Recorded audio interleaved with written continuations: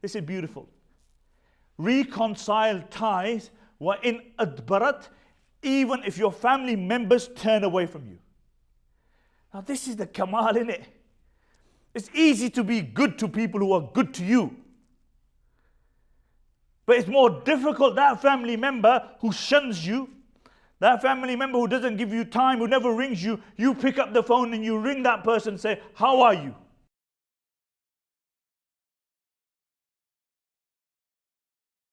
Abu Dharr was very beloved to the Prophet ﷺ. The Prophet ﷺ, when he was passing away, he took the hand of Abu Dharr and he placed it on his chest. The Prophet ﷺ gave Abu Dharr some amazing nasihas, and I'm going to go through some of the nasihas that the Messenger of Allah ﷺ gave. 7 nasihas he gave to Abu Dharr.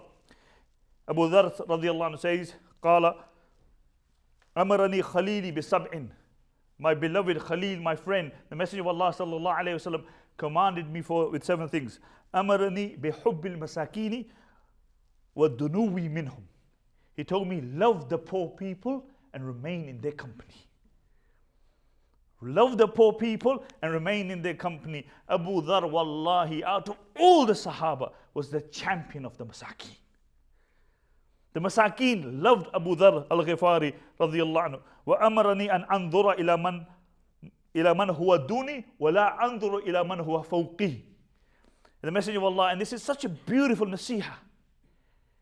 He said, the Messenger of Allah told me to look at those who are below me and never look at those who are above me in dunya. Because as long as you look at those who are below you, you will be in a state and in a state of contentment. And as long as you look at those who are above you, because there will always be people who will have more dunya than you, you will never be content. And then he said to Abu Dharr radiyallahu anhu, he said, وَأَمَرَنِي أَنْ أَصِلَ رَحِمْ وَإِنْ أَدْبَرَتْ. He said, Messenger of Allah told me to reconcile ties. This is beautiful. Reconcile ties وَإِنْ أَدْبَرَتْ, even if your family members turn away from you. Now this is the kamal, innit? It's easy to be good to people who are good to you. But it's more difficult, that family member who shuns you, that family member who doesn't give you time, who never rings you, you pick up the phone and you ring that person and say, how are you? How's your day been? And this is the teaching of the deen. The teaching of the deen to attain Jannah is not cheap. Those family members who don't give you the time.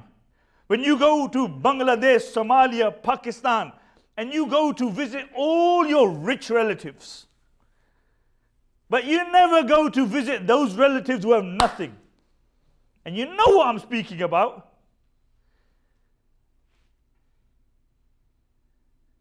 You got no time because they got no status in society, because by your criteria wealth is everything. The Messenger of Allah said, reconcile ties even if they turn away from you. In another narration, the Prophet ﷺ said, Allah elongates the life of that person who reconciles ties. Allah will elongate your life. Make your life longer. If you are destined to live 40 years, Allah increases that life.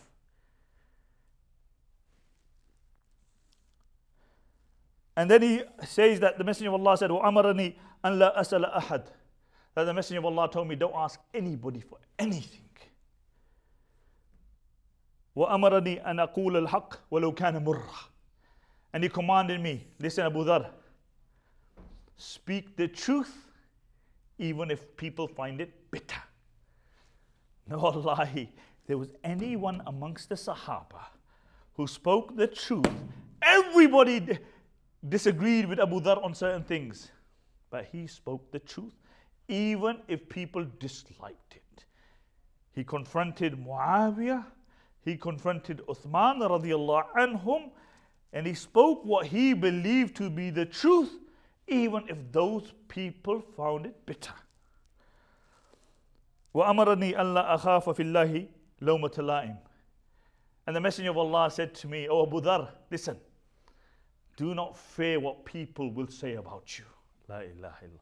So speak the truth and never give a damn about what people will say about you.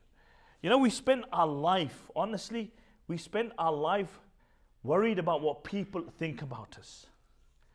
And I ask you, and I'm saying this in an Islamic perspective, not what's called a dunyawi perspective. Now you think, yeah, Shaykh is saying I should do whatever I want with my life. Yeah? You know, yeah, YOLO. You only live once, Asad. You only live once.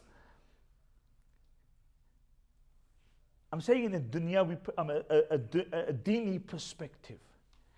If honestly, you were going to die tomorrow, okay? How many things in your life you would have wanted to do, but you didn't do because you were too worried about what people would say? And if death was to befall you tomorrow, wallah, you would think to yourself, you know, I wish I'd done this, and I wish I'd done this, but then it's too late. Don't care about people. You know why? Because people are never pleased. You can never please the people. They will say, yeah, Zahir Mahmood's a good person, but, you know the Mr. But? Sami is a good guy, but. There's always a but. Because people, as I mentioned before, need to put you down to feel good about themselves. That is the nature of many people. For their own reassurance, they have to live off your failures. So,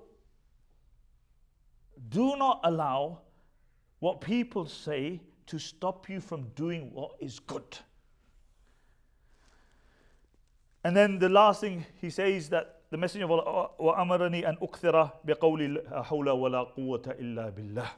The Messenger of Allah commanded me that I recite لَا حَوْلَ وَلَا قُوَّةَ إِلَّا بِاللَّهِ profusely. فَإِنَّهُنَّ كَنْزٌ مِنْ تَحْتِ الْأَرْشِ, because it's a treasure under the arsh of Allah subhanahu wa ta'ala.